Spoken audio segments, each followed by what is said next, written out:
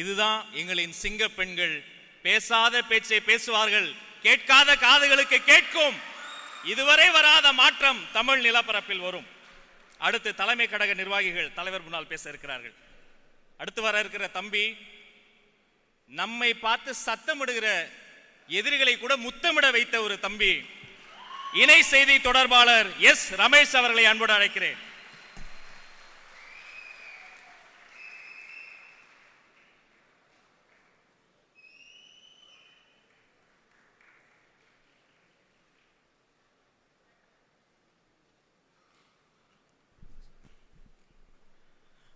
அன்னை தமிழுக்கு முதல் வணக்கம்.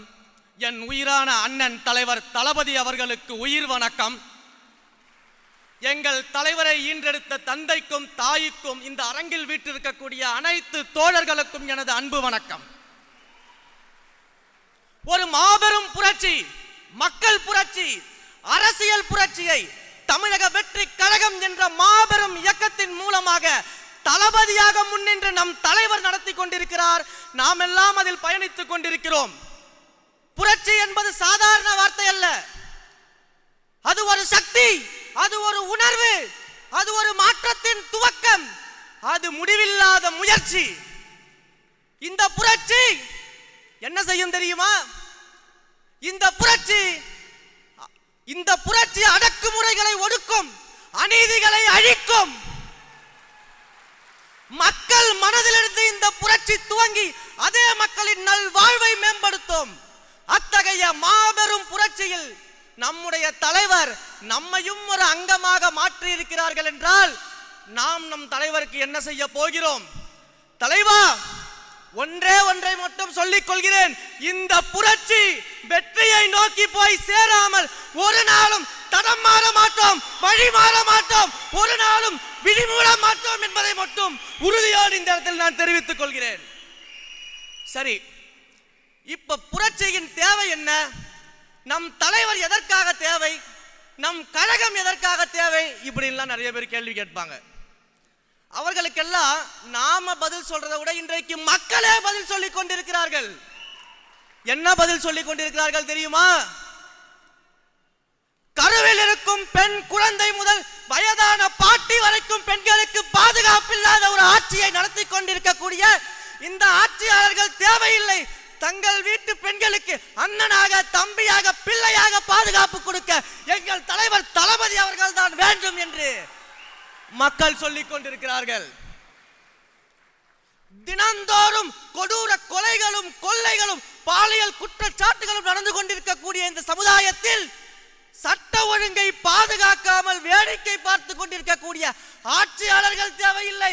மக்களை கண்ணும் கருத்துமாக காக்க வேண்டிய எங்கள் தலைவர் தான் முதலமைச்சராக ஆக வேண்டும் என்று மக்கள் சொல்கிறார்கள். தமிழ்நாட்டின் இளைஞர்களை எல்லாம் படிக்க வைக்க கல்வி கூடங்களை அமைத்து வளர்க்க வேண்டிய அப்பாக்கள் எல்லாம் இளைஞர்களை சீரழிக்க மது கடைகளை திறந்து, தெருவெங்கும் மது கடைகளை திறந்து இளைஞர்களை சீரழித்துக் கொண்டிருக்கக்கூடிய அப்பாக்கள் தேவையில்லை. போதைப் பொருள் புழக்கத்தை கட்டுப்படுத்தாத அப்பாக்கள் தேவையில்லை. ஒவ்வொரு குடும்பத்திலும் இருக்கக்கூடிய தாய்மார்களை டாஸ்மாக் என்ற யமன் மூலமாக தாலியை அறுத்துக் கொண்டிருக்கும் இந்த ஆட்சியாளர்கள் தேவையில்லை என்று குடும்பத்தில் ஒருவராக நின்று, குடும்பத்தின் தலைமகனாக நின்று எங்களை காக்க நம் தலைவர் தான் முதலமைச்சராக வேண்டும் என்று மக்கள் கேட்கிறார்கள். மாநிலத்தின் தன்னாட்சியை ஒடுக்கி ஒரே நாடு, ஒரே தேர்தல், ஒரே தேர்வு, ஒரே மொழி, ஒரே மதம் என்று இந்தியாவின் பன்முகத்தன்மையை சிதைத்துக் கொண்டிருக்கக்கூடிய பாசிச ஆட்சியாளர்கள் வேண்டாம். பாசத்தோடு மதச்சார்பற்ற சமூக நீதி கொள்கைகளை முன்வைக்கக்கூடிய நம் தலைவர் தான் முதலமைச்சராக வேண்டும் என்று மக்கள் கேட்கிறார்கள். எப்படியெல்லாம் மக்களை பிரித்து சூழ்ச்சி செய்து ஆட்சி அதிகாரத்தை ருசிக்கலாம் என்ற பாசிச ஆட்சியாளர்களும் வேண்டாம். எப்படியெல்லாம் மக்களை சுரண்டி ஒரு குடும்பம் மட்டும் வாழலாம் என்று நினைக்கக்கூடிய பாயாச ஆட்சியாளர்களும் வேண்டாம். பாசத்தோடு மக்களை நேசிக்கக்கூடிய தலைவர் தான் முதலமைச்சராக வேண்டும் என்று மக்கள் கேட்கிறார்கள். ஒட்டுமொத்தமாக இந்த ஜனநாயகத்தை குழி தோண்டி புதைக்கக்கூடிய இந்த ஒன்றிய பாஜகவும் மாநில திமுகவும் இனி தமிழ்நாட்டிற்கு தேவையே இல்லை. இந்த ஜனநாயகத்தையும் ஜனங்களையும் காக்கக்கூடிய எங்கள் ஜனநாயகம் தான் வேண்டும் என்று மக்கள் கேட்கிறார்கள்.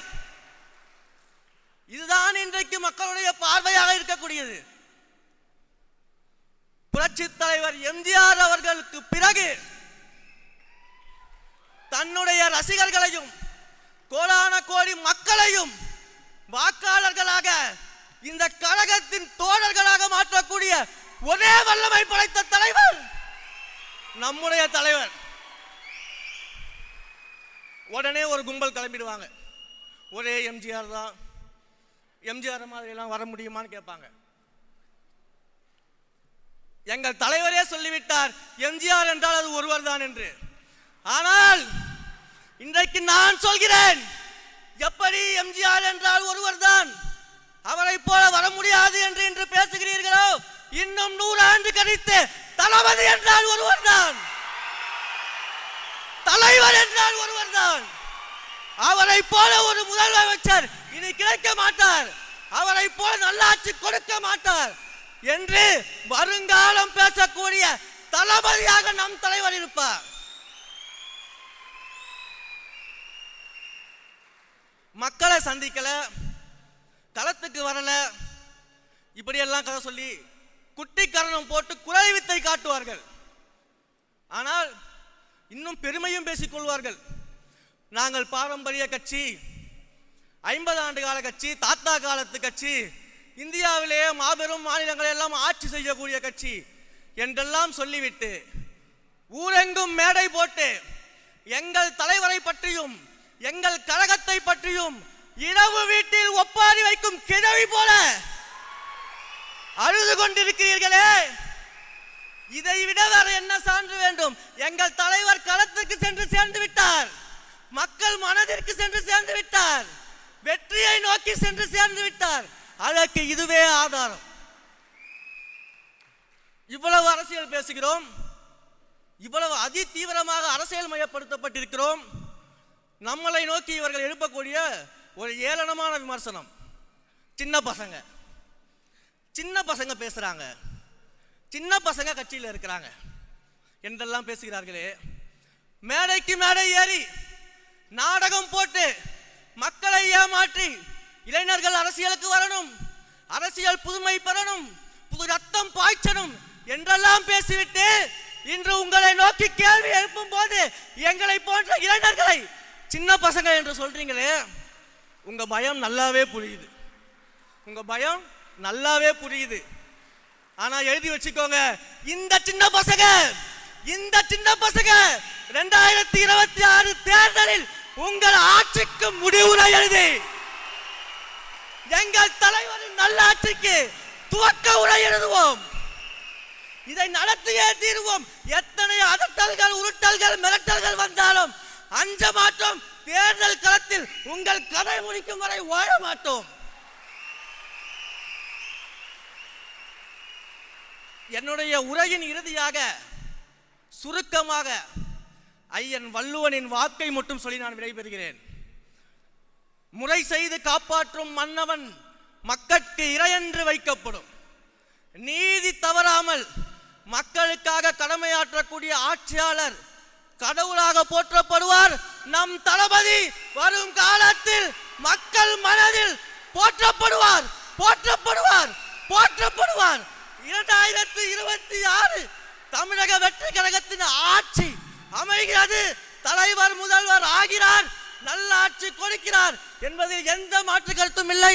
வாய்ப்பளித்த என் உயிரான தலைவருக்கும் அன்பிற்குரிய பொதுச் செயலாளர் அண்ணன் ஆனந்த் அவர்களுக்கும் அனைவருக்கும் நன்றி தெரிவித்து விடைபெறுகிறேன்.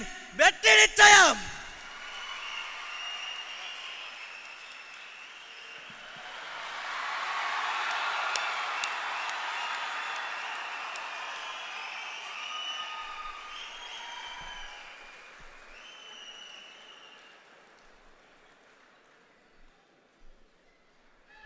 அருமை அருமை. நீ சின்ன பையனே இல்லப்பா, நீ ரொம்ப பெரிய பையன்.